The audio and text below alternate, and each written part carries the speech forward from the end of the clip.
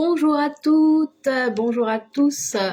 C'est le 4e live du défi 365 vidéos de parler et libérer. Je suis Muriel Hellman et je suis ravie de vous retrouver ce matin pour vous parler de bientraitance et de bienveillance. J'avais envie de faire un peu le point sur ces deux termes qu'on peut retrouver évidemment dans tout le domaine de la communication relationnelle. Et j'avais envie d'apporter mon éclairage sur ces deux notions, notamment celui de la bienveillance qui a été très très souvent malmenée, décriée. Je ne sais pas encore si je commence par la bienveillance ou par la bientraitance. Je pense que je vais commencer par la bienveillance. La bienveillance, c'est un état d'esprit. La bienveillance, ça veut dire bienveiller et ça veut dire aussi vouloir le bien de l'autre. Alors quand on parle souvent d'éducation bienveillante, de relations bienveillantes, on a très souvent le retour de... donc oui, c'est en opposition avec l'éducation malveillante. Si je ne suis pas dans la bienveillance, je suis forcément dans la malveillance. Et je trouve ça dommage d'entendre ces réactions-là, parce que c'est pas du tout l'idée véhiculée, en tout cas telle que moi je l'ai vécue, ressentie, et telle que je peux la comprendre. C'est un état d'esprit, comme la malveillance peut l'être également. Seulement, les actions qui vont être posées à partir de cet état d'esprit vont bien évidemment être différentes. Dans la notion de bienveillance, donc il y a la notion de bienveiller, de veiller sur l'autre, que ce soit notre enfant, que ce soit notre conjoint, que ce soit notre entourage familial proche, nos amis. Mais le truc, c'est que vouloir le bien de l'autre, c'est pas toujours très... comment dire ? Vous connaissez probablement l'expression « l'enfer est pavé de bonnes intentions ». Et je trouve que c'est là où la vigilance est de mise, dans cet état d'esprit de vouloir le bien de l'autre. Cette bienveillance, donc, quand elle est mal comprise, mal interprétée, elle est pour moi un vecteur elle peut engendrer des violences psychologiques ou physiques qui sont qui partent d'un endroit où on pense vraiment faire du bien à l'autre.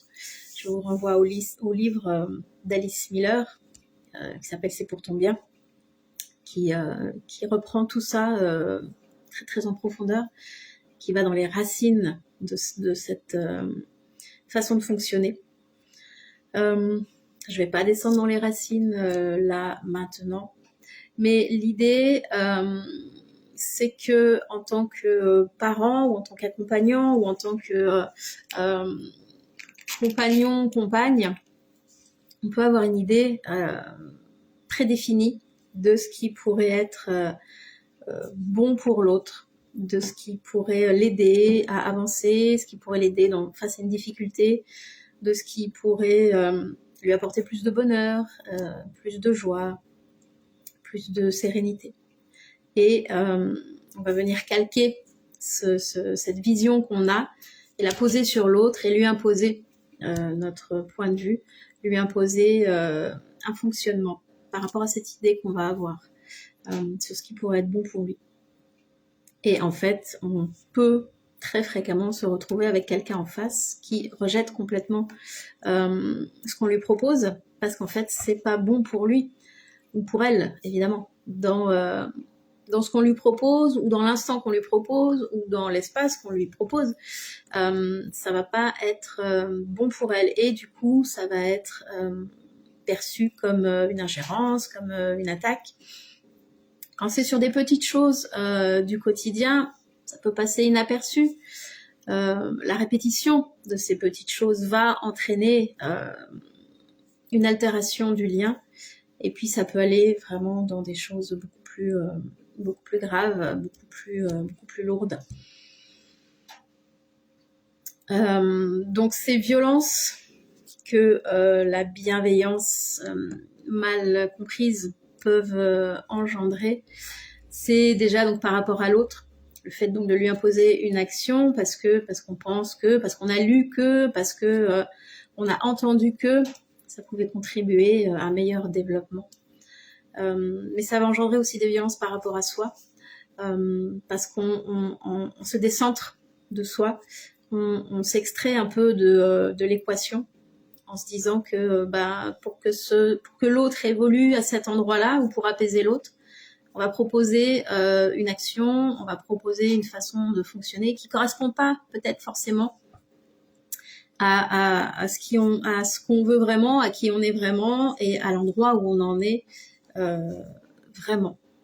Et on va mettre ça de côté et se concentrer sur ce qu'on pense judicieux d'apporter à l'autre ou d'imposer à l'autre.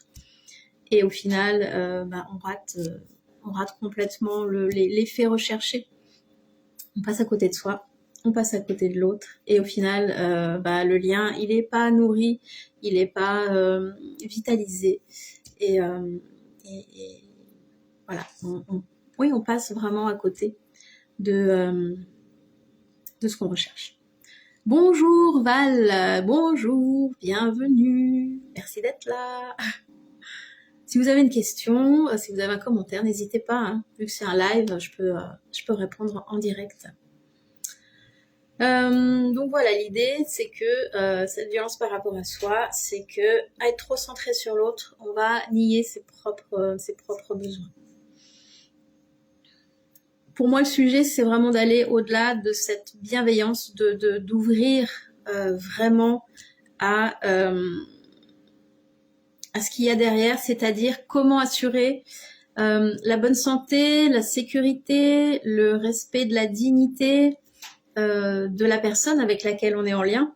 Toujours pareil, que ce soit notre enfant, que ce soit notre compagnon, notre parent, notre collègue de travail, notre ami. Donc comment assurer tout ça et la sienne en même temps. Il est vraiment la question pour moi d'équilibre, de trouver qu'est-ce qui peut amener de la vivance et qu'est-ce qui peut amener de l'expansion et pour la personne en face de moi et pour moi aussi, et comment tout ça peut prendre une autre dimension. Donc voilà, la bienveillance, elle a souvent été comprise comme un moyen de faire les choses, alors globalement aux enfants, parce que c'est quand même dans cet univers-là qu'on retrouve ce terme, mais ça peut s'appliquer à toutes les personnes en général. Donc un moyen de faire les choses aux enfants en les manipulant gentiment et en faisant taire leurs émotions. Et en fait, comme voilà, je viens de l'expliquer, c'est pas du tout je trouve pas le mot. C'est pas du tout l'idée première, voilà. Quand on arrive à cet univers de la bienveillance, bientraitance, c'est qu'on a à cœur d'abandonner les vieilles méthodes de communication. On a envie d'autre chose. Et donc, l'abandon de ces vieilles méthodes de communication, celles où on n'est pas écouté, pas entendu, pas respecté, cet abandon, il doit s'accompagner d'un changement de but. Le sujet pour moi, c'est de passer de comment obtenir que mon enfant ou mon conjoint fasse ce que je dis à de quoi est-ce qu'il a besoin, comment est-ce que je peux l'aider et comment est-ce que je m'inclus dans l'équation. Et ça implique du coup un changement intérieur profond, un changement dans le fait de s'autoriser à être créatif, de sortir de ces vieux schémas, de prendre des ouvrages et de faire des formations pour apprendre de nouvelles techniques, mais de pas venir forcément faire un copier-coller de ce qu'on a lu ou entendu sur une situation, s'autoriser à s'inspirer de ce qui a été ce qui a été lu, vu, entendu, mais de l'adapter à sa situation propre. Ça implique également pour moi de faire le tri dans mes attentes vis-à-vis de l'autre et dans les peurs cachées derrière ces attentes. Pourquoi est-ce que je voudrais à tout prix que mon enfant fasse ceci ou que mon conjoint se comporte comme cela? Qu'est-ce qui est derrière? Pourquoi est-ce que j'attends ça? Et qu'est-ce qui est vraiment derrière? Ça implique également du coup de s'ouvrir aux attentes de l'autre. On est vraiment dans un échange une réciprocité.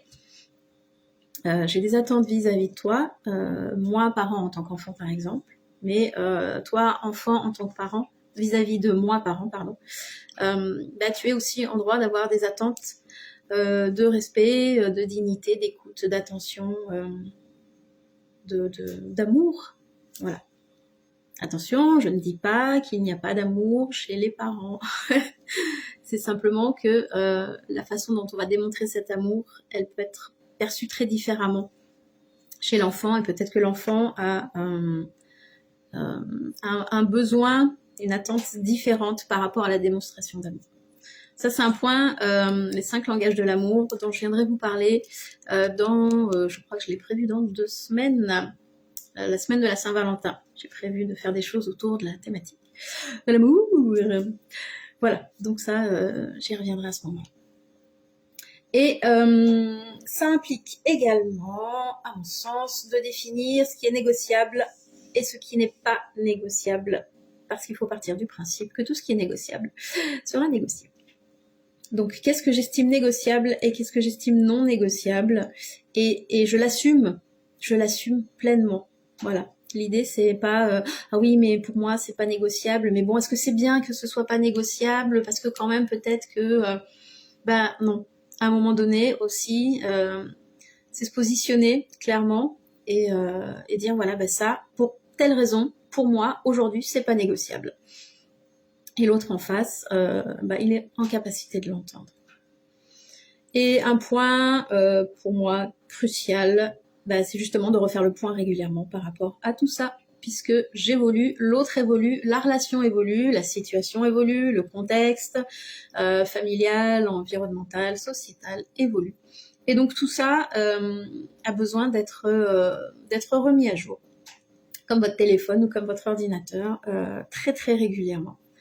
C'est un peu aussi, je crois, souvent un écueil dans cet espace, c'est qu'on se dit, voilà, j'ai trouvé un truc, hop, c'est bon, ça fonctionne, on est équilibré, et on va rester comme ça.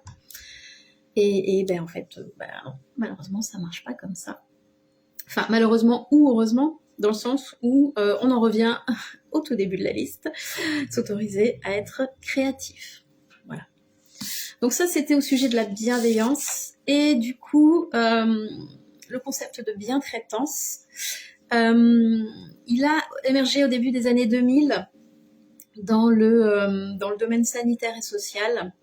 Et donc, la bientraitance, évidemment, en opposition avec la maltraitance. Donc, cette bientraitance, c'est pas simplement l'absence de maltraitance. La Haute Autorité de Santé l'a définit comme une démarche active, comme une manière d'agir, comme une manière d'être et de dire, qui est soucieuse de l'autre, qui est réactive à ses besoins, qui est respectueuse de ses choix et de ses refus. Cette démarche, elle englobe le respect des droits, de la liberté et de la dignité. Elle englobe la bienveillance, une attitude positive d'écoute et d'attention. Elle englobe également l'établissement d'une relation équilibrée au lieu d'une relation dominant-dominée. Elle englobe le fait de prendre soin plutôt que de donner des soins. Donc là, on est sur une dénomination donnée par la Haute Autorité de Santé, donc dans le domaine sanitaire et social. Mais ça s'applique bien évidemment au contexte familial et amical. Et elle englobe la lutte contre la maltraitance physique, psychique, financière, médicale, l'usage de contraintes qui ne soient pas dans l'intérêt des bénéficiaires et les négligences passives. Voilà, donc cette bientraitance, elle inclut la bienveillance dont je vous ai parlé tout à l'heure, mais la bienveillance n'en est qu'un point parmi d'autres. Et j'aime beaucoup ce principe de démarche active. Ça signifie qu'il y a une réelle volonté de mettre en pratique, de mettre en action des choses dans le sens voilà, de ce respect des droits, de la liberté, etc., etc. Après, l'idée, ça serait encore d'aller creuser un peu plus loin pour quels sont ces droits, quelle est cette liberté, qu'est-ce que la dignité, voilà, qu'est-ce que chacun met derrière tous ces mots. Il y a, comme d'habitude, la définition générale, générique, et ce que chacun va y mettre derrière. Et donc tout ça demande d'aller un peu regarder, creuser, s'interroger, chercher. Et voilà. Pour moi, cette façon de se positionner, en fait, c'est ça. C'est un positionnement qui est très très riche, mais qui peut être aussi évidemment très inconfortable, puisque ça nous demande d'aller remettre en question une façon de fonctionner, certes pas forcément idéale, mais avec laquelle on était confortable. Ça implique des remises en question, ça implique d'aller explorer des endroits encore inexplorés, ça implique une ouverture à avoir à certains endroits où c'est pas forcément facile. Ça implique une vulnérabilité. Ça implique parfois de dire là je suis démunie, là je sais pas quoi faire. Ça implique de lâcher l'idée du parent parfait ou du conjoint parfait. C'est quelque chose qui est à mon sens très présent dans le positionnement en tout cas de beaucoup de personnes aujourd'hui. Et voilà, et j'ai un grand blanc d'un coup.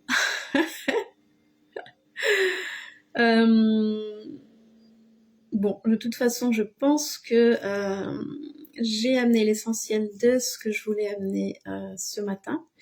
N'hésitez pas à me laisser un petit message en commentaire. Voilà, comment vous êtes par rapport à tout ça. Quel est votre positionnement, quel est votre cheminement par rapport à tout ça. Où est-ce que vous en êtes de ce cheminement, sachant que ce cheminement, il est perpétuel. Il s'arrête jamais. Enfin, il me semble qu'il ne s'arrête jamais. Mais du coup, ce cheminement, il est passionnant et il est, à mon sens, porteur de beaucoup d'évolution au sein des familles et par extension au sein de la société. Parce que qui est-ce qui compose la société si ce n'est les familles et les individus qui composent ces familles. Voilà. Je vous remercie beaucoup de votre attention. Je vous souhaite un bon appétit parce que je pense que c'est l'heure du repas. Et je vous dis à demain. Donc demain, samedi, week-end. On va aborder un petit truc rigolo sur les contrepétries. Voilà. Merci beaucoup et belle journée.